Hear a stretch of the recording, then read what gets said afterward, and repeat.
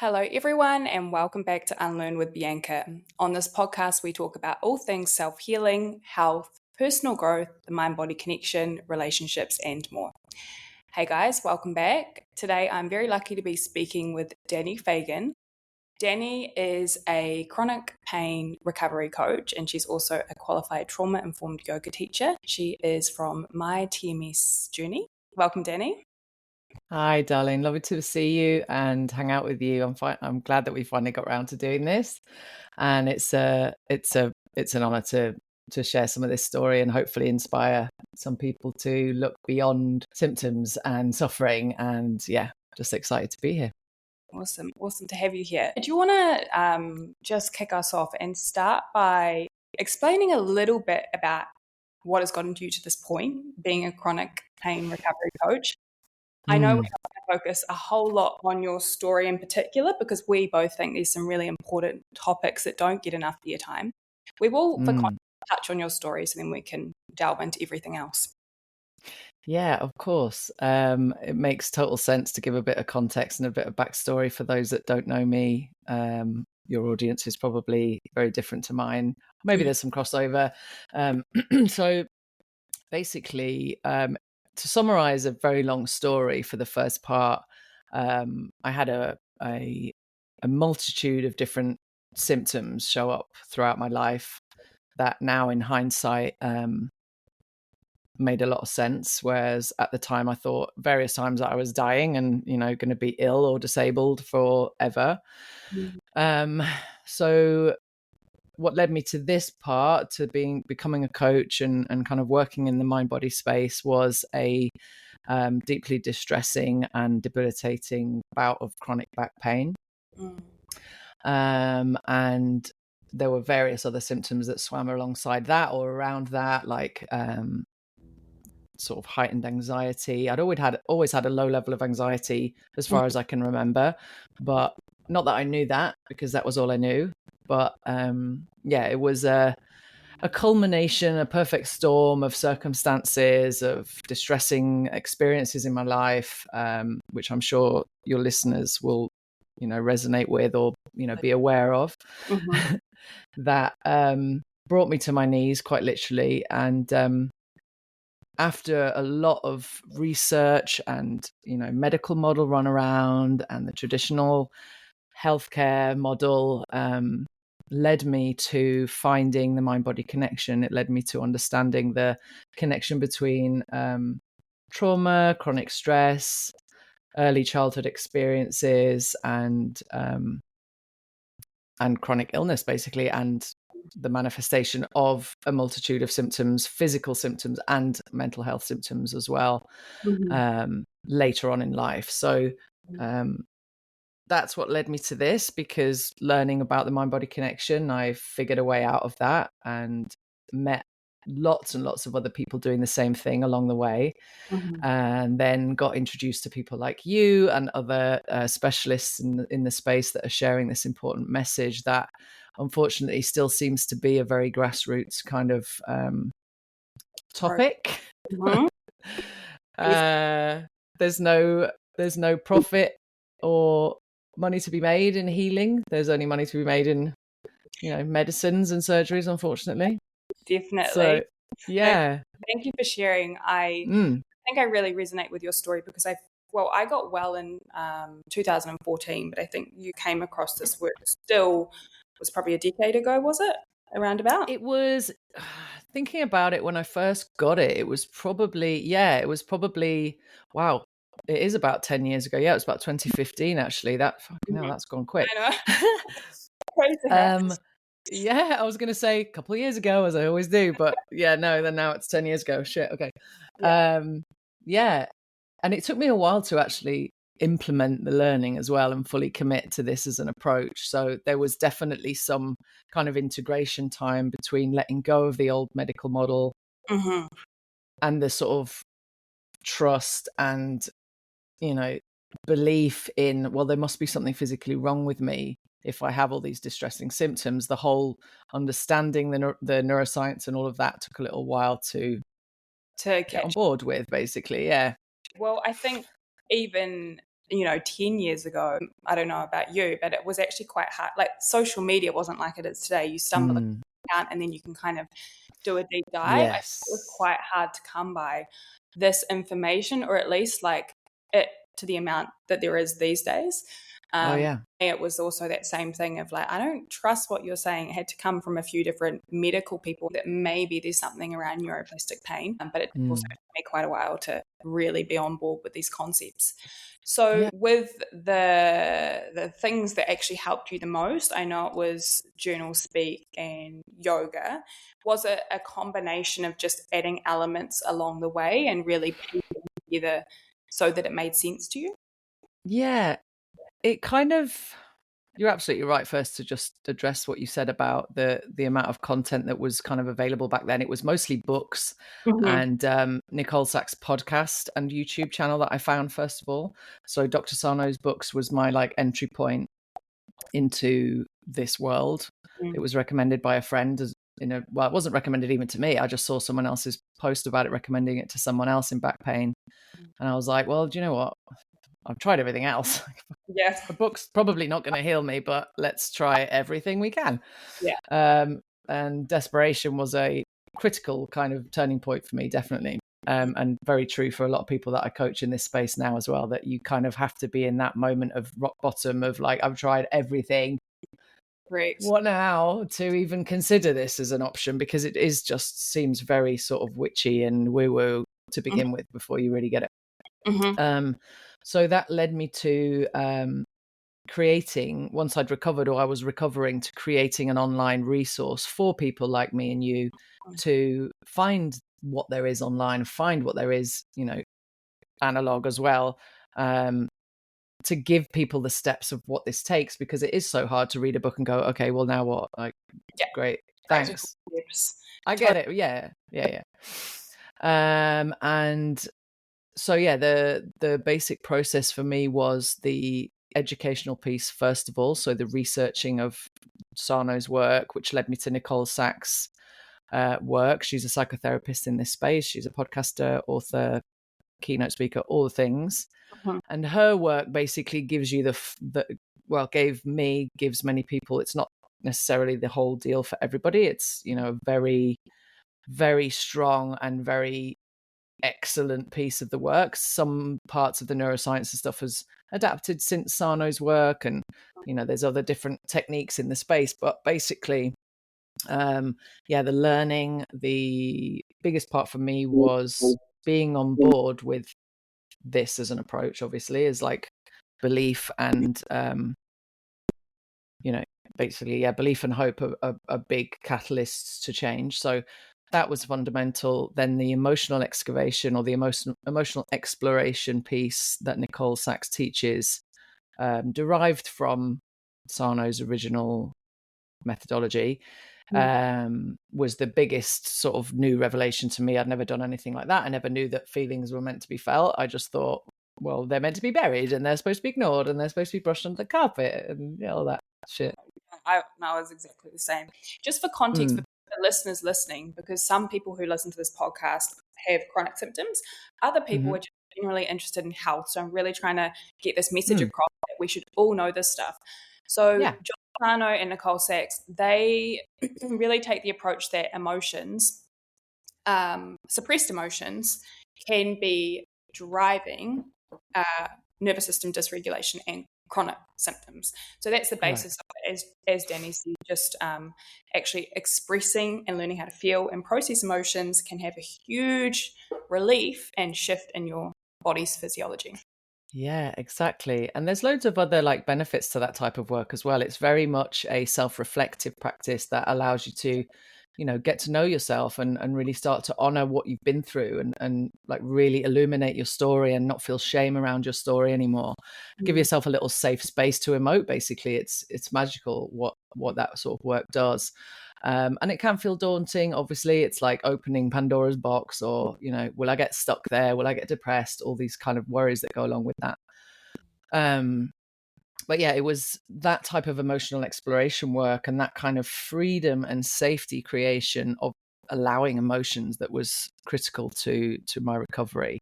Part of her prescription as well, Nicole Sack's prescription, is meditation or some kind of nervous system soothing practice after you practice the journaling exercises that she prescribes, which was also fundamental to the shifts that I experienced, because, you know, once you dig up, or once you allow yourself into your emotional world, it can be like really discombobulating and like, oh shit, now what? Like, I'm left with all of this heightened stuff. What do I do with all of this stuff? Well, you allow it, you know, let it integrate.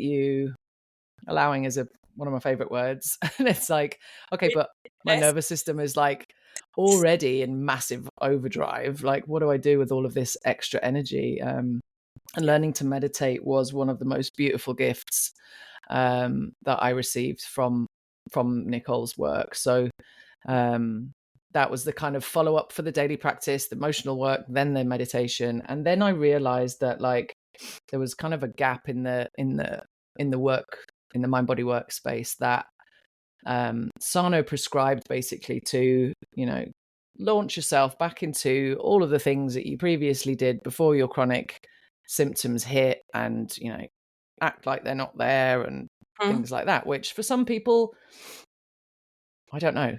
I've never met anyone who has felt okay doing that straight off the bat, but I'm sure they do exist. Particularly, I've noticed for women that I coach, which incidentally, not surprisingly, is the vast majority of people that suffer from chronic conditions. We'll get into that maybe a bit later. Yep. Yeah, that a softer, gentler, more nourishing, tender approach to movement and or any kind of creating safety in your body type of practices needs to be a little bit softer, a little bit more warmer, a little bit more nurturing, rather than just fucking launch yourself back into running marathons and expect everything to be okay. Which is funny, because some like high achievers, you know, we know exactly. It's that, oh, right, I'm going to sign up for this and this, and you know, a million things on the catching up on life. But you are right, and I too, you know, yoga for me was the start of connecting into my body and finding safety. Yeah, shocked me that I had no awareness of my body. The only thing that ever drove my body was chronic pain. Exactly, same. Oh, yeah. I was a totally neck up person. I could be one of those people in Futurama that live in that bubble in their head and literally just be a robot from the bottom down.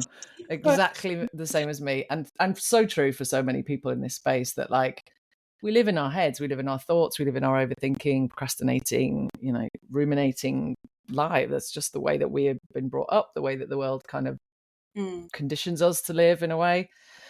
But the body keeps the score, and the body is half of the mind-body connection, surprisingly.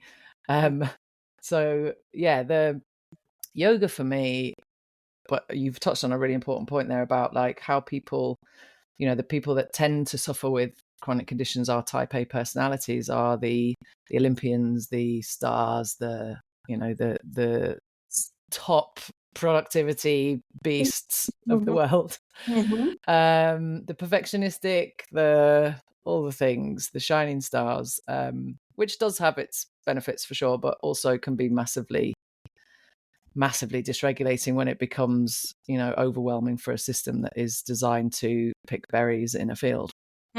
Right. So for me, getting back to movement and, you know, showing my body that movement is safe needed to come down a few pegs from, all right, let me go and join the local yoga studio. Let me go right by the mirror. Let me absolutely fucking nail this. Let me be the best in the class. Let me make sure that the teacher knows that I know what I'm doing. Make sure I'm the most flexible, the most, all that shit story that you tell yourself when you're that type of personality. Yeah. And if I can't do it really well, I'm not even going to fucking try and do it. Like, story of my life. So I gave that a go. I did join the local studio. I did some Pilates and stuff, and quite quickly realized that this approach is not benefiting me. It took me a while to realize that, though, and kind of dial down the intensity and be kinder to myself, and, you know, go slower and only do what I felt safe doing and things like that. But I noticed that, you know, that there was more than just the removal of fear benefit to yoga, including, and maybe more importantly at the start, breath work, pranayama, and the meditative mindfulness side to yoga that isn't creating shapes and busting moves and standing on your head. It's very much more, stepping on that, what I call the magic carpet, the yoga mat, and literally like embodying something very different, embodying something that is kind to yourself, that is, honoring your limitations, honoring your mobility, your ability, your flexibility, all those things, and not pushing past what feels safe. Which took, 5 billion lessons to realize, because every time I did something, I'd flare. And that is just a really common thing, right? Anything you do literally that creates threat in your nervous system, especially movement, because it's so critical to this kind of stuff, is oh God, here we go, back to square one. I've really broken myself. I can't do this. It's very much repetition of reassuring and consistency to build the neuroplastic safety, right? So it led me to eventually getting trained as a yoga teacher and creating or leaning into the more restorative, meditative mindfulness side of yoga, the kindness side of yoga, the, beautiful, warm, soothing, nurturing side of yoga, to pull from those parts rather than the parts that I thought would be helping me, which was, doing the splits and all that shit. And that was kind of my recipe, the most, I guess, critical parts of the recipe. Other pieces included, changing my mindset from a fearing my body and fearing the world to, I can do this slowly. I can creep back into things I used to enjoy, or I can, I did make my healing bubble quite small. I will say that was probably felt critical at the time, might have been a bit isolating looking back, but everything in the world was unsafe to me at that time, for many reasons. So I needed to, make my world smaller in order to create the healing bubble for myself that felt safe. And then as my capacity stretched, I could, reach back out to people, get more involved in things, and recreate my life in a different way, put the pieces back together that felt safe, that felt aligned, that felt resonant to my true self, basically. Well, thank you for sharing. It's really interesting with the yoga thing. What keeps coming to mind is how often people say it's so boring. What am I yin yoga or this? And I felt the same too, because It's confronting. It's really confronting. Pushing on my recovery. So I'm really glad you brought that up, because sometimes I think what we're really resisting is what we need the most. Absolutely right. Comfortable truth to sit with. But you did actually start already touching into my next question, which was, you've shared with us some of the elements that made up your healing, but what were some of the main realizations that you had specifically about your either about your chronic pain recovery or about where you were at to get well? One of the main things that I think was critical and the most shiny and loudest thing was just how mean I was being to myself. Just how much of an internal battle was keeping my nervous system in this state of survival. Regardless of all the things that I'd been through, regardless of my experiences, my bag of trauma, my stressors, all of that, was that I really wasn't helping myself and again, I didn't realize this because it was all I knew. I didn't realize this because it was never shown or said or, reflected to me. And I mean, it might have been, but I didn't see it.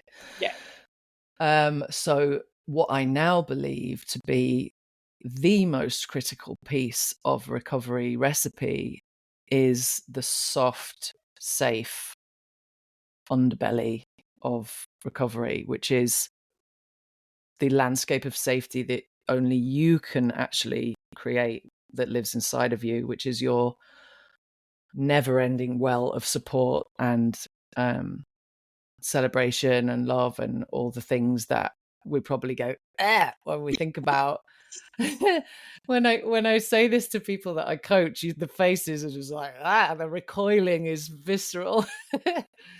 And it was for me, isn't it? Like, even when I work with my clients, just the tears that come up, even when we talk about compassion, or even, yep, you know, when I'm offering coaching sentences for themselves, it's a whole new, I even get emotional thinking about it. It's such a different world that it's so confronting for so many of us. Yeah. Which is, And I think what is most before, I'm sorry to interrupt you, this might happen. please go. Before I forget what to say, which I probably already am, is like what you're missing, or what irks you the most, or what creates the most emotional response to this type of work, what creates the most resistance that you touched on before, is the thing that you need the most. So what has happened with me and what I see in so many other people is that, like, your personality, the way that you give to the world, what you offer and who you are and your love language and all that kind of shit is what you needed the most throughout your life. Like, you become the person, the entity, the energy that you have always needed. And it's like, holy shit, it's like holding up a mirror in front of your face and going, this is what you needed. Hello. So I mean, the quote resonates, but yeah, the mirror analogy, it's exactly that. You're kind of meeting yourself whole, which again sounds so simple, but when you get it, you get it. It's like, it all starts to make sense. And I get it. It's tough. There'll be so many people probably listening to this going, oh, shut up. I'm suffering so much. How the fuck is this even going to make sense to me? And let's just honor those people right now, because I was there, you were there. It's a stage. It's literally a phase of recovery that you are stuck in, but it's not forever. You can get out of that phase. You will get out of that phase, and we're talking now about like healing, what I call healing 2.0, which is kind of like, oh, great. Yeah. Great for you. Like, it must be nice, but it might give some people hope. It might give someone, a little insight into future self shit. Absolutely, because we definitely talk on 2.0. Before we get into that, any other main realizations? I mean, self-compassion is a massive piece. I think you mentioned a lot when you were speaking before. I guess that your upbringing and your family of origin and your family constellation and the dynamic of that is very influential in the type of person you kind of are molded to be.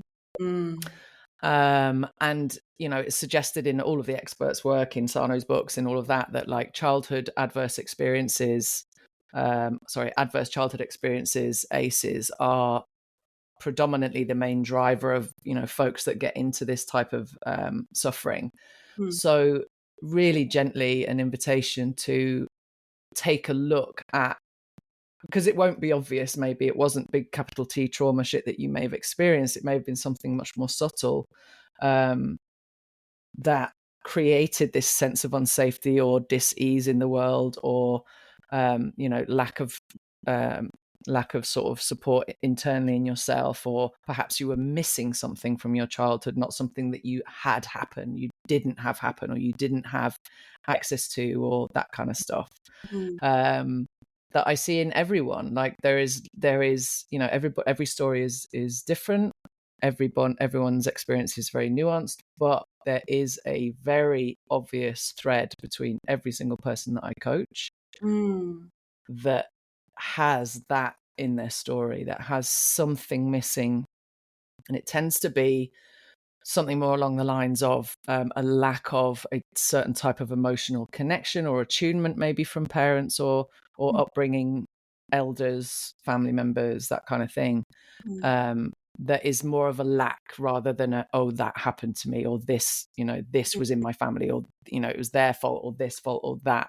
It's more about, okay, my nervous system needed some specific things. The big six is one of my favorite sort of famous therapists, Adam Young, talks about, is there's 6 crucial things that every child needs, not just food, water, shelter. It's like emotional attunement, and connection, deep emotional connection from caregivers. That is something that I see very frequently, that is kind of a missing link for many people. That so it's not obvious, it's not an obvious, oh shit, yeah, I was in this war, or I had this type of abuse or neglect or whatever.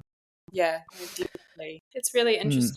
I agree, and it's an interesting and uncomfortable thing to explore. Yeah. Well, Oh, it's horrible. I personally feel like there were other factors that led more towards my pain. But then if I look at the way that I was responding to life and Yes. perfectionism, hard on myself, I think I was carrying wounds through generations, but also Yes. societal conditioning, being a woman. I think a lot of different things. I think you connect dots as time goes on, and you can sort of see the bigger picture for sure. You're absolutely right that it's not just experiences that shapes us into, having a propensity to suffer in this way, but also the patterns that we learn and the behaviors that we learn and the roles that we play in our family dynamic and outside of our family dynamic thereafter, when we move out and we become an adult. Like the behaviors and patterns that we put in place that were survival tactics, strategies, then become maladaptive the more older we get, and the more intense that they become, and the more embedded that they become. That's literally our whole personality, like the people pleasing, like the perfectionism, like all that. Yeah. I do want to talk about this whole 2.0 phase, because that's really what, when we came together, we were talking about this podcast, we were both saying like, oh, do we share our story again? Or you, because you're the guest, but I've shared my story a lot, you've shared your story a lot, and there's interesting things that come up when you're this far down your recovery journey.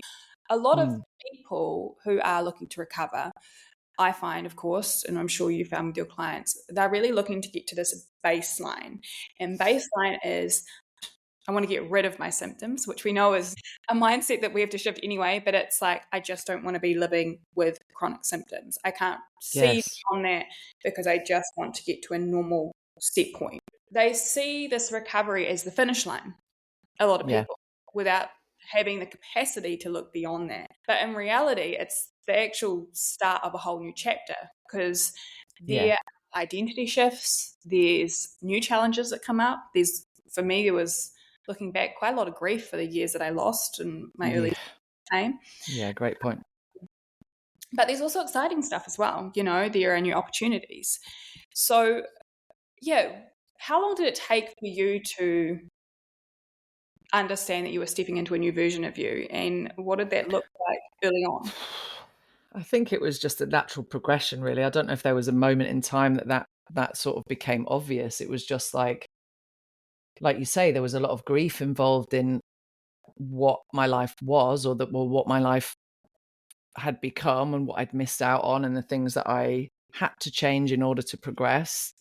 And there's a very common thread in this, and people that, me and you and everybody that I coach, is that one of the first things that they want to have happen is obviously to get out of the symptom trap, but also, I just want to get back to where I was. I just want to get back to exactly how my life was great. I didn't have any stress, like but actually, when you move through recovery, you realize that was fucked. That combination of circumstances, personality, behaviors, the people pleasing, all those things that you were so kind of identifying with. Say that again. You think your self-critic is your motivator, though, right? It's like, my perfectionism made me a great employee, like my people pleasing made me a really, good friend or great family member, or all those things. But really, when you look at it in a very black and white way, I don't want to get back to how I was, even though it was comfortable, familiar, and safe, in quotes. If you can't see this me video, I'm doing quote marks a lot. Safe, because it's familiar, is a very different scenario than real safety. So it's a very uncomfortable time of almost a type of death, not to say like a really triggering word, but a kind of a removal of old patterns and old personalities and old parts of yourself, that is kind of like grieving someone that's gone. It's so interesting. Which is tough. It's tough. It feels, I've actually never thought about this. Well, I don't give it that much thought with my podcast about this point in my journey post not having any symptoms, but it was such a confusing time for me personally, because what really happened mentally is like I started to realize that everything, and I'm sure you're the same, you go around the medical system for years and years and years, no answers, and then you find something that's not out there that challenges all belief systems. And then I went into this phase of like, what? Not what's real, what's not real, but like, what can I believe now? Because I trusted in this system and I trusted in this, and this was the path I was meant to be on. I personally was coming to the end of my study thinking like, am I even on the right path? Like, is this even real? Everything like, what do I actually want to do? Because it was so you are shedding the old you and then evolving into a new version of you, which will be even better, even more authentic, but it can be a bit of a I won't say bumpy ride, but you got to be patient with yourself. Oh, I'd say it's a bumpy ride, all right. I'd say it was a fucking nightmare many times. It's not fun. It's not pretty. It's not bells and whistles and rainbows. It's celebration. It's tough.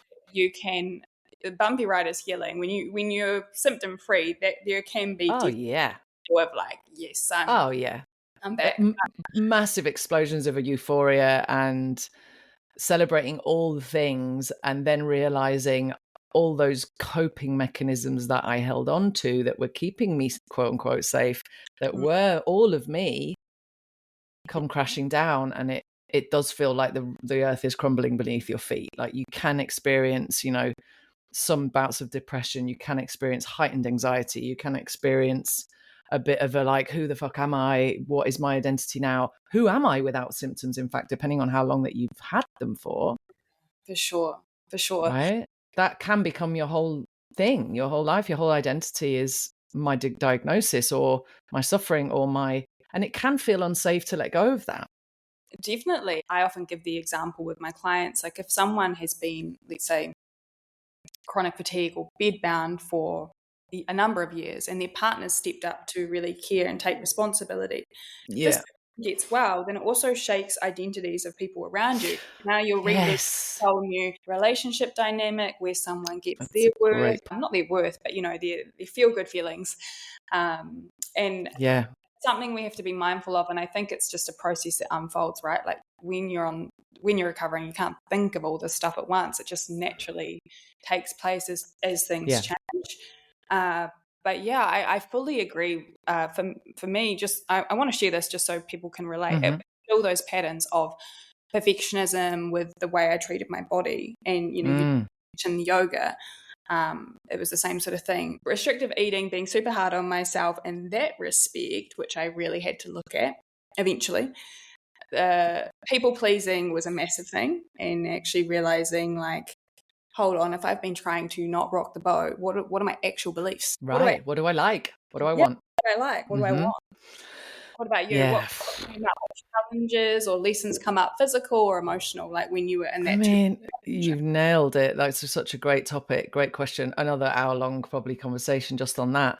That relationship dynamics are tricky because it's like, okay, I know all this new stuff. I've realized how detrimental or how influential this relationship dynamic has been on me, whether that is with your family, your partner, your friends, yourself. Like, my relationship, for example, with my partner, thank God that we've actually, worked through it. He's a very grounded, he understands psychology. He did it at university. He's very sensible, but also smart. So he's obviously been massively discombobulated throughout all of this as well, because like the version of me that was like evolving through all of this was not the version of me that he fell in love with, right? It's like, obviously I'm improving myself and I'm coming back to my true self and it's getting better and better now. But at first it was like, I was an absolute mess. And it was like, oh my God, I signed up to this bubbly life of the party,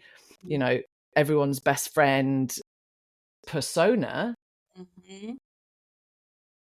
And now I was this like shell of myself in the middle of the transformation of like, it was just like I was a ghost in many ways.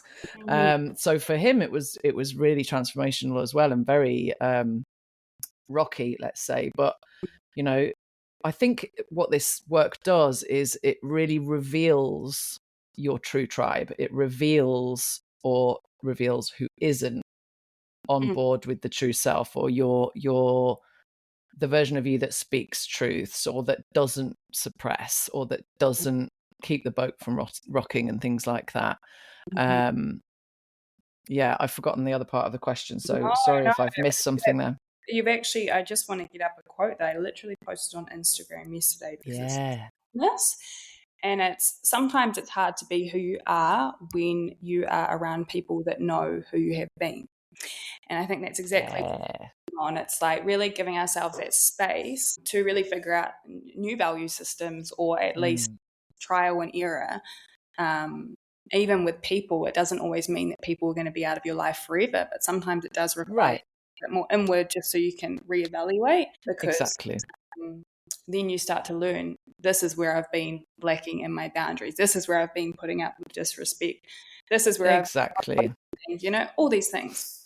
Yeah. And hopefully, you know, the people that you value and the people that you love and the people that you want and need in your life will hold you through the experience, will, you know, maybe take a bit of a backseat from stuff they don't understand, or, you know, it's a really weird little weaving of people and confrontational stuff that's quite hard to navigate. But I think, you know, that it also helps you sort of realize that most people's behaviors and most people's experiences are just a result of their own trauma and their own bullshit.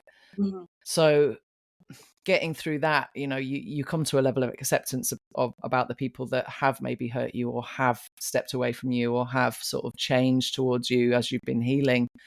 It brings you to a much softer landing spot of like, okay, I get why that happened. Not necessarily that you have to forgive and forget and all of that. That's very individual and very personal.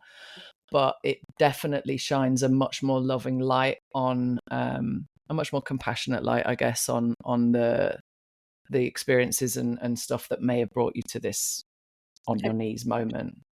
Yeah, absolutely. And I think even the idea of, you know, it is such an isolating journey, chronic illness and the recovery, but coming out the other side, you start to find your footing. The main thing that I remind my clients, it's like, unless you are walking in the shoes, it's so hard to really to actually understand what's going on. And I remember when I was struggling, and I was quite young, I was like 19, and no one's going through anything, you know, I'm the only person, why does no one get it? But it's like, you can't expect people to get it. They can only love and support you if they're the right people to be in your life. Yeah, and they can only really show up as far as they know, and as far as they've showed up for themselves. You know, that's been really true for me. Like, people that I know have been on some kind of healing journey, or some kind of devastating thing that they've tried to sort of heal from, are the people that I resonate most with now. Like, and funnily enough, my besties were also that type of person, and we're also fully ADHD and spectrumy as well. Like, I've realized now that that's part of my 2.0 is my ADHD diagnosis, and realizing that everybody that is my best mate is literally the same. Yeah. Which is interesting. I didn't mean to interrupt, but we've got to go back to that, circle back to that. We'll loop back. Yeah, those were the big hitters for me as well, was unlearning the behaviors, the maladaptive coping mechanisms, becoming more apparent and unlearning those things, but also sort of tapping into the language of my body, and really trusting my gut and trusting my intuition to tell me what those things are, to tell me when am I stepping outside of my truth, or where am I sort of veering off track of my truth, of my true self. And that might sound like bullshit, but it's kind of like the things that aren't helping you, your body will say, that feels unsafe, or that feels dysregulating, or, you know, the things that derail you become really much more apparent. So the 2.0 piece definitely is like learning to identify or become a bit more fluent in that language of like what feels wrong. So who what experiences, what types of work, what types of scenarios. Do I actually want to do that? Check in. Is my body going, absolutely not? Yeah. Trust Totally. it. I so feel you on that, because chronic pain and trauma can make it hard and be a process to really trust in our body's signals again, or to attune to any body signals, because you can just I disconnected for so long. I think the more you practice that intuition muscle, because it really is, and creating that space to tune in, the stronger it gets, to the point where sometimes it's frustrating. There's like a little niggle saying, don't do that. I think it takes some time. But was there anything that really helped you, apart from creating that space? Let's say you were offered some work or something, apart from creating that space with the check-in and the tuning into body. I thought you said chicken then. I was like, what chicken? Yeah, my accents, I've noticed. I love it. People aren't understanding me. Love it. Second, I will say it in apart from that, and really seeing if your body's expanded or constricted, is there anything else that's helped you build that intuition muscle? I think just practicing it, really, just trusting it, or trying it out, going, okay, so this feels a certain way, but it's because it's hard to differentiate between a gut feeling and an anxiety belly burn, for example, right? Like, is this anxiety, is that my gut, like, or what? So learning to sort of identify the softer, more truer intuition feeling just by practicing it. So if I have a gut feeling about something, is that my gut feeling? I don't know. Let's try it and see. And if it turns out to be an absolute disaster, or it turns out, and sometimes gut feeling can be, turn out into be a disaster for sure. But learning to sort of understand which feelings are the true intuitions just by practicing it. So yeah, and then it becomes more obvious. It becomes more practiced and fluent. I agree. One thing that chronic illness taught me, which has definitely been something I've had to practice in the years beyond, is that muscle of letting go. I call it muscle, that practice of letting go. Yeah. It is also, it ties into intuition and making choices as well, because ultimately we can drive something, we can take all the action, but there'll be a process happening in the background as well. And allowing pushing is like a new energy that I'm playing with as someone who has had to work really hard to get to this point. So that not only connects into those body signals, but I think also, it's just more of an energy shift that I think a lot of people are leaning towards. Totally. It's almost like a totally different language, really. It's like an extra sense, right? It's, we're so used to living up in our head, like you say, with our taste, smell, sight, touch, all that kind of shit.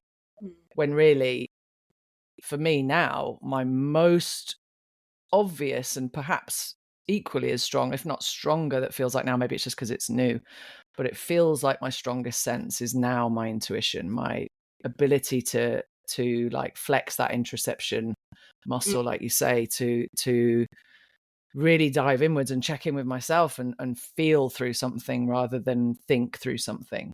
And that, actually reflecting back to the practices that got me out of chronic pain, was also learning how to feel emotion in my body rather than think it in my head.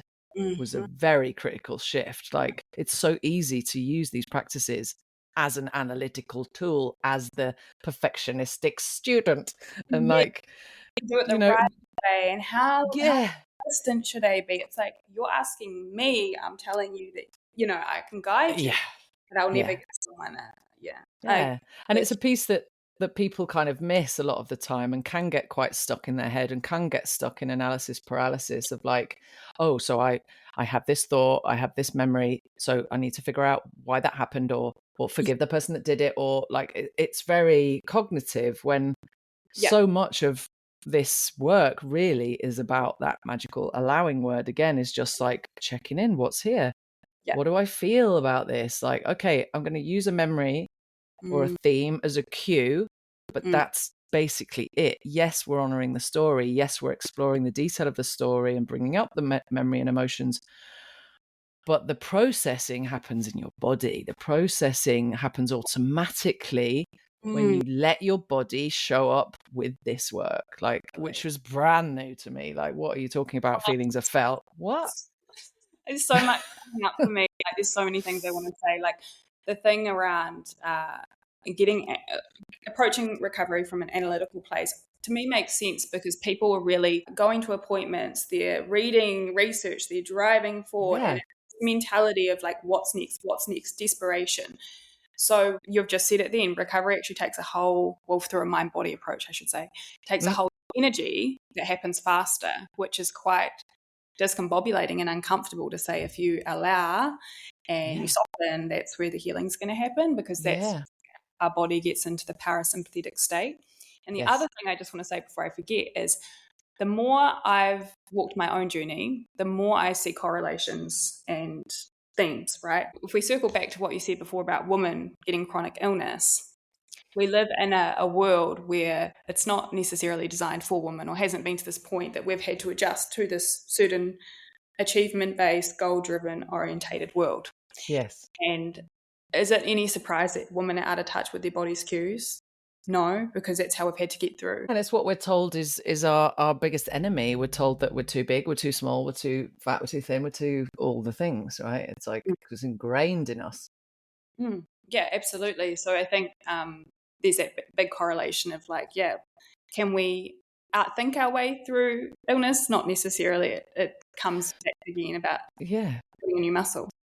It is, but it definitely started as a cognitive thing because the learning and the educational piece is fundamental. So thankfully, the start of this journey is probably the easiest part, but where a lot of people can get stuck in this like learning phase. I like to refer to it as the self-healer's favorite way to procrastinate. Is like, just keep learning, just keep doing courses, just keep doing all the learning and the knowing and the writing and the... It's all a balance, isn't it? Like you can do your self-analysis and your healing, but you've got to live your life. You've got to have find ways to connect to joy and fun and creativity again, because that is just as healing. Like massively. I think things are so underestimated. And I was listening to a podcast with Esther Perel, and she was talking about, what was the word? That relationship coach, such a good one. It wasn't sensuality, it was eroticism, just the life. And I think people underestimate that. Oh god, yeah. Far down the track, but that's something that's absolutely right. Absolutely right. There is so much benefit to, and it's hard to access, like we said before, when you're suppressing all the negative stuff, when you're sort of like, you know, mindlessly navigating your life in this sort of behavioral made up, I haven't got the words, but you know what I mean, way. You're also blocking joy, you're blocking creativity, you're blocking your personal spark, your like who you are as a playful, youthful person. And also the connection to other people. Like it's so isolating, but also we feel like we need to isolate more to heal. But really, and what I've learned more specifically, literally in the last few weeks, is that connection with people, specifically women, is so beautiful. Like I had no idea. And I think it reflects back to that, what you are missing in your pre-healing phase of life is what you mostly need in your 2.0 phase of life, is this oxytocin drenched, loving, supportive network of things that activate joy, things that then activate your creativity or help you create space for that type of connection and love and play and just silliness and frolicking and all that sort of stuff that's like, you know, for me was generally booze driven or party driven previously. I was going to say, after a decade of healing, what is joy and oxytocin? What is it? Where does it come from now compared to back then? And I would have been exactly the same if I was to answer that. Yeah. And it's beautiful to be able to be vulnerable with people now, to be able to not fear my authenticity, to lean into it with drastic abandon, really, if anything.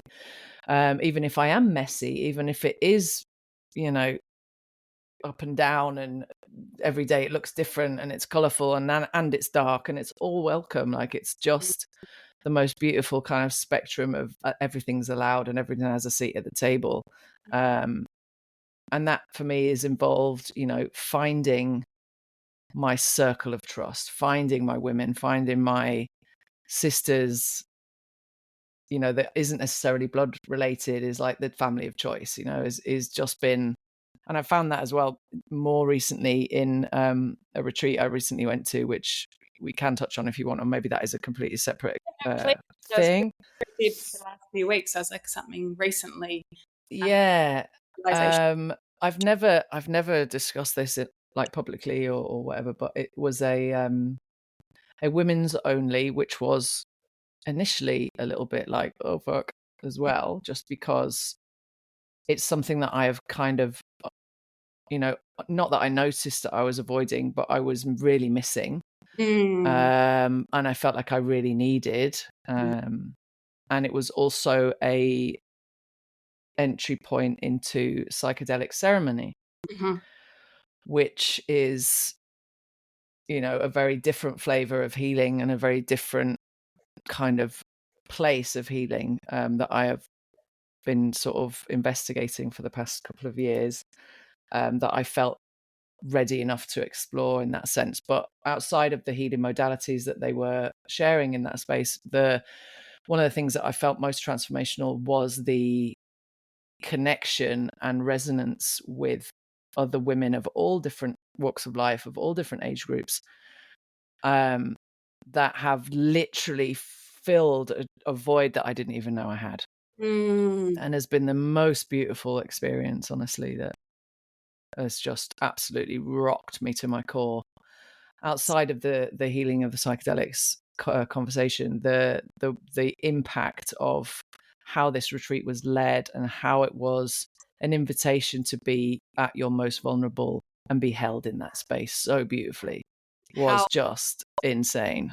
Held is a word that is, and receiving and held, it keeps coming up, and I think it's just collective themes around of what actually we're needing. I actually went on a retreat in Bali when I was in the depths of my grief, and it was more of an energy healing type thing. I haven't also spoken on this before, but it activated a lot. I'm not like, I don't I don't like putting labels. I am a spiritual person. I don't like the bullshit jargon. I'm not that way inclined. Same. But let's just say I had like an experience that shifted a lot within me, and really, connected me to my body, and I just realized that we're an energetic being. Sounds yeah. But it was hard and fast evidence, and it was just like groundbreaking for me, having also navigated the same feelings of like, that's what I'm missing. And it's womanhood. I think it's the genuine, authentic connections. Yes. And women that love themselves and build you up. And I have plenty of beautiful women in my life, but I think we all crave that. And I think we as a Western society have put over time, living in our nuclear families or having partners, a lot of pressure on one or two people to fulfill relational needs. But I'm learning that's never how it was meant to be.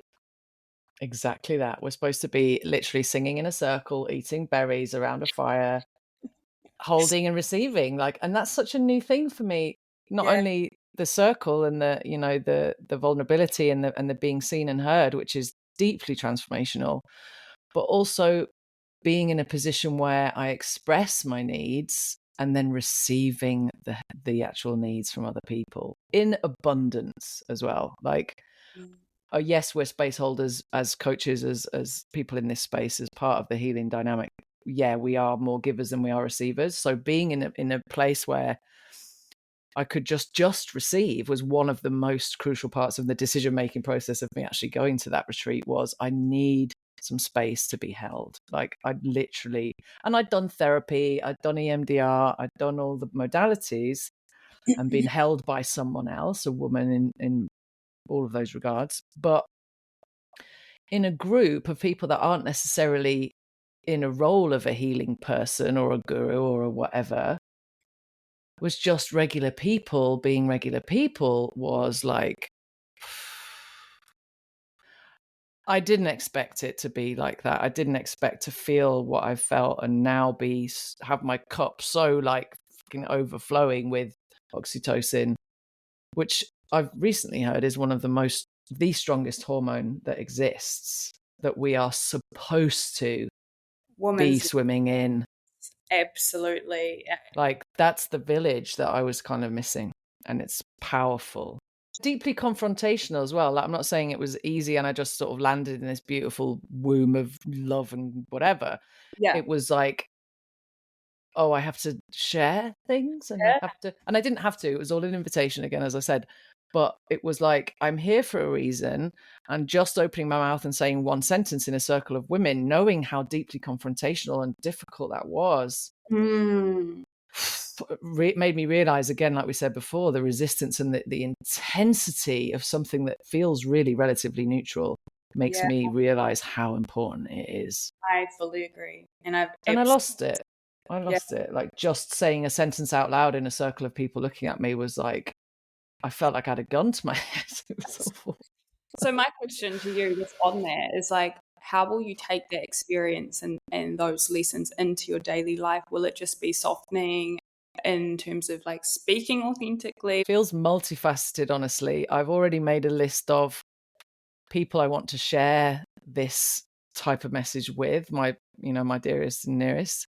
I've reached out to many of those, and I continue to this week as I'm sort of integrating like who I want to share this message with, who I want to connect with deeper, and who I want to build more of a relationship with, and just let it ripple out, but let it also become, and I've continued every day since I've been back from the retreat, in like some of the practices that I learned at the retreat of simply having some flowers in your home and looking at the flowers. It sounds really fucking stupid. It's remembering not only what happened at the retreat, but remembering who I am, remembering that I'm, a real person with real heart and real issues and real love and so much to give, but also so much need to receive. And like, I've been listening to the playlist from the retreat on repeat, every morning as a practice, but also the lyrics and the music has just completely taken over my life. It's like I wake up singing it, I'm singing it in my sleep,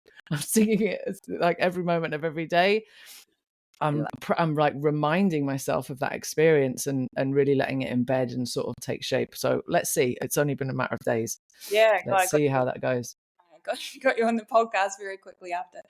No, I think it's beautiful, and I definitely have had, like I said, a very similar experience. So I understand the shift.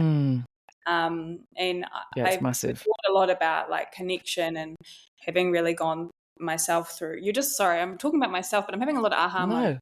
Yeah, no, it's beautiful. I guess it is my podcast, guys. 100%. Please take over for a bit. I can have a bit of my tea. I had gone quite internal the last few years. I had, grief, breakups, and healing, having the energy to do anything. And as I come out again in the last year or so, thinking about connection and how it really does, like, you want a village, but you got to put in the courage and the uncomfortableness to deepen those connections, or to even put yourself in new spaces and do new things. It's so easy, well, I've noticed in myself, to say, I can't be bothered, or everyone's got friends already. And it's like, no, if you want new connections, or if you want deepened connections, you got to put that energy in. So agreed. It feels like, I don't think this resonates for you, it feels like a letting go of the wounding part of ourselves driving the bus, and actually allowing our true self to go, I am capable of making friends, I am capable of doing that, I am capable of saying the vulnerable thing, or potentially stepping out of line, or being rejected, or all those things. Like, it feels like that's the brave part of taking the wheel off the inner child and going, we can do this now, I'm going to do this now. I think it's that balance. Like, I created a program called Self-Source, because to me it was like, you have it's masculine and feminine balance. You can soften and receive and ask for help and be authentic and have that vulnerability, which is a practice that I've learned. Absolutely.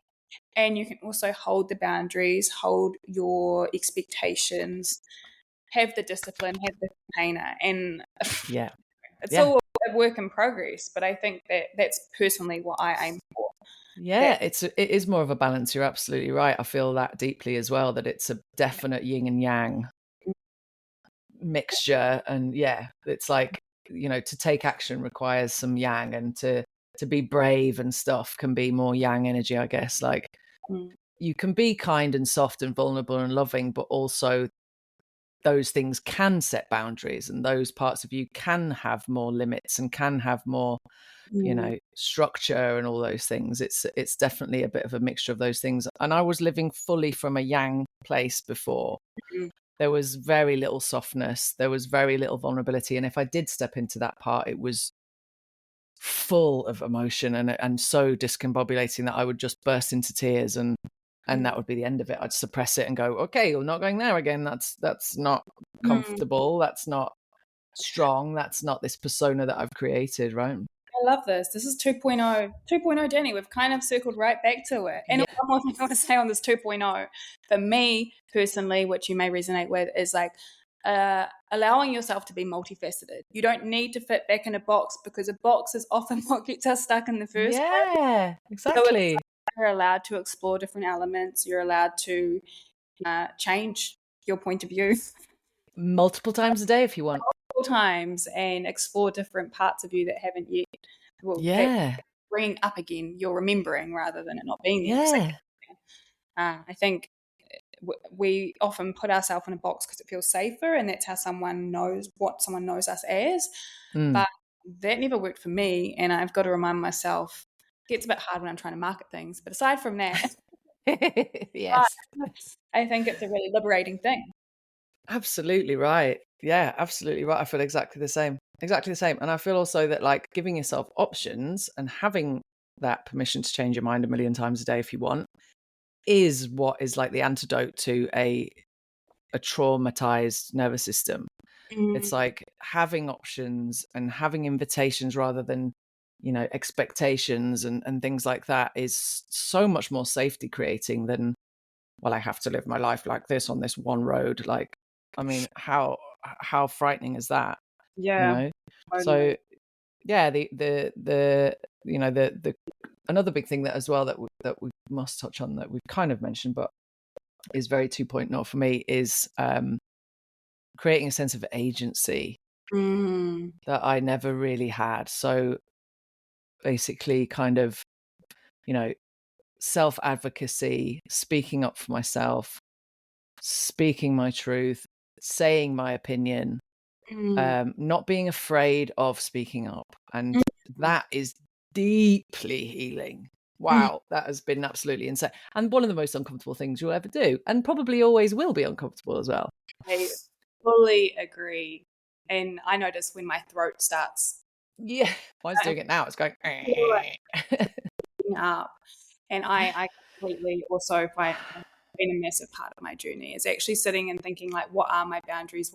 Not having to justify, not having to over-explain, and actually speaking and leaving it. When you want to go, like, soften it, you know, dull it down. Yeah. This podcast has been very healing for me, because I started it at really time when I was like, I need to be seen, but I'm still navigating my own healing. So a huge thing, especially for women, as well, no, for all of us, but I think that agency piece is really important for our power, like our internal absolutely power. If you feel powerless, then that is seen as a gigantic threat to your nervous system. When you make empowered decisions, and they can be really tiny, they could be just saying no to something like that you really don't want to do, that you would always default to yes, right? It creates an empowered sense in your nervous system, which creates an intense amount of safety, which creates this like space where you can trust yourself, that you can rely on yourself, and it is massively healing. Like, let's not underestimate or, like, you know, really push this, not an agenda, but like this topic to the forefront of this, because when you don't speak up for what you believe, and you don't say what you think, and you don't, you know, that is a massive form of suppression, and powerlessness is an awful place to be, and an awfully threatening place to be for your nervous system. So being authentic, or more authentic, this is not A to B, this is a full-on alphabet journey, definitely, of wobbliness. It's like, you know, being more authentic, testing out the waters, like we said about sort of, you know, testing out different ways of showing up, creating agency, creating boundaries, creating more of an authentic way to live, trusting your intuition a little bit. Again, a massive journey from one to the other. It's not a straight line. Getting a community where you can be yourself. Yes. Finding your tribe, testing the water with the friends that you already have, the ones that you know that you can feel completely authentic and you're most comfortable with, that you don't have to show up in any way, you don't have to tidy the house for, you don't have to wear a bra for example. Like those people. Building your self-worth up so that you can receive. Yeah. Oh my God. Yes. Like reflecting on 2.0 me is like actually so different than post recovery. Yeah. Like, yeah, I was just writing a little anecdote actually in my book yesterday about a memory that I had on my yoga teacher training that really speaks to this. Like when I just got well enough to do the training, so I wasn't 2.0 anywhere close to. This was literally, the excruciating end of 1.0 where I felt like I'm healed, I'll do a yoga teacher training. Yeah, great idea. I had flare-ups every day and it was a fucking nightmare. But at the end of the training, which was cut short a bit by COVID happening, we went to this other little village nearby, and one of the girls that I made friends with there, Marta, she's a beautiful Norwegian girl. We went for a pizza and beer, and we were having all the things we didn't have at the yoga teacher training, like cheese and alcohol and all the things. And we're sitting there, and she turns to me and she's like, she had just gave this most beautiful, vulnerable, authentic, connecting, beautiful speech to me that I'd never really experienced before, not in that way anyway, of like what she thought about me and like what a marvelous human she thought I was. And I was just like, I broke. Like I couldn't hear it. I was in floods of sobbing, a possum in the headlights. tears. Oh God, I was like, it was the biggest. It was so beautiful. Like you say, the language of your body will tell you what you need. Like it was so beautiful that I couldn't receive it. It was like, this is, and I was triggered almost by what she was saying, and it made my whole body shake with emotion. And I was just like, oh my God, okay, we need to calm down a bit here. This is really embarrassing. But just kind of highlights how much I needed that type of connection, and I needed that receiving of that love and connection, right? Definitely. Which is just so, but it was so new and so weird, Yeah, so foreign, and we're always getting, again, the body takes the lead. We're always getting those little insights to see like what we need more of, or what direction we need to head in. Yeah. And how it made me almost hysterical. And, as I've gone through this healing journey, I've realized that the emotions and the things that we respond to in a hysterical way have a historical root. I heard that quote last week, actually. It really stuck with me. I love that. It's so true. So, if that's something to take from this conversation, is that like how you react to certain things are like the signposts to where you need to, or perhaps need to look back, heal or look at. Yeah, for sure. Oh my gosh, so many gems in this conversation. I know we've been over an hour now, so I do. Yeah, that's right. Want to quickly touch on, you brought up before ADHD and the correlation, or perhaps the connections you've made, or along the way between that and chronic symptoms. I have a lot of clients that have been in the process of testing, and seems to be quite frequent in my world. So could you share a bit more about that? Yeah, same. It seems to be probably about 90% of the people that I coach are women and have ADHD or one of the spectrum-y diagnoses or a suspicion of. And I've heard through speaking to other practitioners in this space that is common for them too. I've had a few people reach out to me for, with questions or for advice or whatever, and direction for folks in this space. That for me, and it's become more apparent as my what's the fucking word? Estrogen levels have declined as I'm getting older, in the mid 40s. It's starting to, my hormonal balance is changing. That my symptoms of ADHD have just escalated to stratospheric level. That I now realize previously were seen as, she's fucking mental, and perhaps depression, which I was diagnosed, well, not diagnosed, was I? Yeah, I guess I was diagnosed with it if I was given an SSRI medication. but I had depressive episodes in cycles. They weren't forever. They weren't every day, all day. It was, chunks of time. I would have this like intense spike of energy, and I would sprint for a couple of weeks, and then I would crash, and I would just be absolutely mess. And just so many other things that I was taking note of that were like, oh, that's, now I realize with this work, that's probably not the norm or a regular person's experience.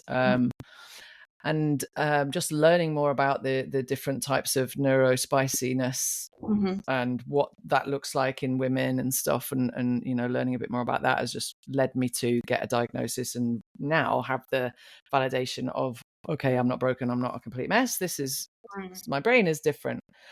But there's also a really interesting and annoying correlation or similarity between the symptoms of complex PTSD and ADHD. They're almost exactly the same. So there could be, a crossover there where some people may have got an ADHD diagnosis or CPTSD diagnosis, and it's one or the other, or it's a mixture of both things. So the symptoms are very similar, and whatever, you don't necessarily need to get a diagnosis, but having one can help you, because you can then explore medication or explore different modalities or whatever to help you function a more helpful level. But what I've noticed is, like, basically ADHD, in the context of mind body recovery, ADHD is kind of like, it comes along with a base level of dysregulation off the bat. So you're not you're already working at a reduced capacity nervous system before you even get all your life experiences and all of that. You're obviously also potentially growing up from a family that also has neurodivergence in their mix, maybe a mixture of other mental health conditions, maybe a mixture of other substance use as a self-medicating thing for ADHD or for autism or whatever. So there's, it's worth considering having a look into as maybe a part of your story of, like, how that might be influencing the state of your nervous system without all the extra shit on top, and just honoring the fact that your capacity is by default a little bit limited in that sense. And just really kind of, I'm in a privileged position where I can learn to accommodate those pieces of myself. I work from home. My partner works from home as well. So we have an interesting dynamic where we have comfort in our space, probably more than a lot of people do. We don't have children. We're okay in the scheme of things. So, it might be different for how this sort of shows up for other people, and how much you can accommodate those differences. But just being aware of them is the first step to being a bit gentler to yourself, and not fighting your experience, and not treating yourself like shit because you can only focus for 2 hours of a day or however long it is, right? Absolutely. And it helps you be more compassionate towards yourself. Yeah, definitely. It's really beneficial. I don't think may have been touched on an episode, but I don't, it's good to know that correlation, especially with the PTSD, and that then makes sense as impacts our health further down as well. Yeah, it's very similar. So, the people that show up in my coaching may not have had, traumatic experiences. They may have just had traumatically grown up, because the world isn't created for people like us. The world is created for neurotypical people that fit a certain, scheduled way and can work 9 hours a day or whatever. So it's an interesting journey to just really shine a little bit of a compassionate light on what your limits might be in that sense, or your brain might be working in a different way to other people, and leaning into that, and finding fun in it, and finding, instead of criticizing yourself, laugh at yourself instead, sort of shit. But it's definitely an interesting part of the puzzle. Just to add a little bit more spice.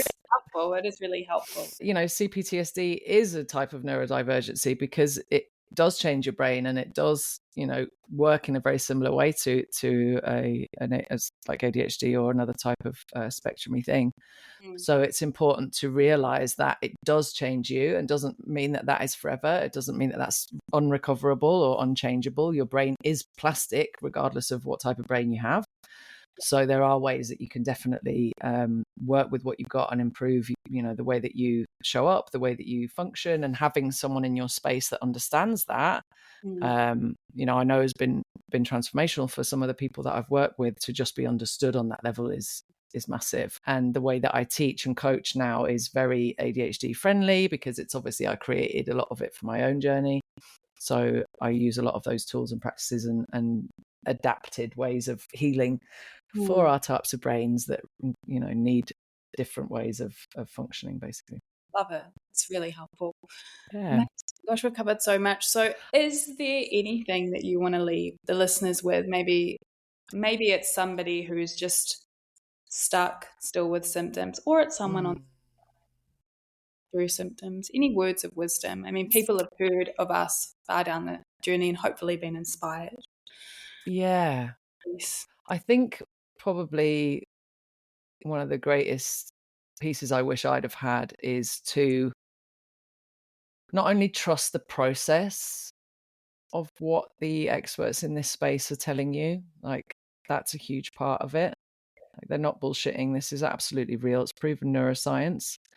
But trust yourself. Like, build the trust in your own ability to put the right pieces of the puzzle together, whether it's straight away or years down the line, whatever it is, however long it takes. Trust in your ability and commitment to be able to do this.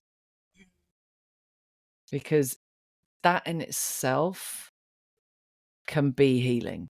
That in itself can be anti-inflammatory. That in itself can be safety. That you can do it, that there's hope. Like, the hope rope is your own ability sometimes, not the ability in understanding or following someone else's advice. Is really, I mean, that's so hard as well. Like, I know that's probably a bit of a spark in the sky for many people, but having that belief, at least in yourself, that you will make the right decisions and you'll put in the work and you're able to do this regardless of what you follow or which protocol you have, is huge. It is. And there is so much information out there these days, and sometimes contradictory information. Yeah, that's a great point. And I would say on that, like, do what you need to do as well. Like, I still will mute people, and even from a business standpoint, but also just meet yourself with where you're at. So if you're exploring something, take that time, and then if it doesn't feel quite right, then do something else. You don't have to do it all at once. Yeah, that's a great point. That can be a recipe for overwhelm. But I completely agree with you. Like, we do have our answers, and that comes with the muscle of trust. So I never had that initially. I'm sure you didn't. I was sort of leaning on what people would tell me until I started to see little shifts, and that was reaffirmed by, like, oh, I made that decision. That happened. Yes, exactly. And don't be, I think on the same thread of that as well, is like, don't be afraid to simplify what you're doing. Yeah. The overwhelm of doing 800 things at once is really not helping. So really, part of my strategy and the way that I teach this stuff is like, whittle it all down. Like, let's clear the slate and just start treating ourselves kinder. Let's just start tiptoeing into this work of emotional exploration and brain retraining and meditation and all the bits, but you can't do it all at once. You're just going to overwhelm yourself. It's just not the way that it's going to work. And that is a bit of a journey in itself of figuring out what my capacity can cope with on any given day.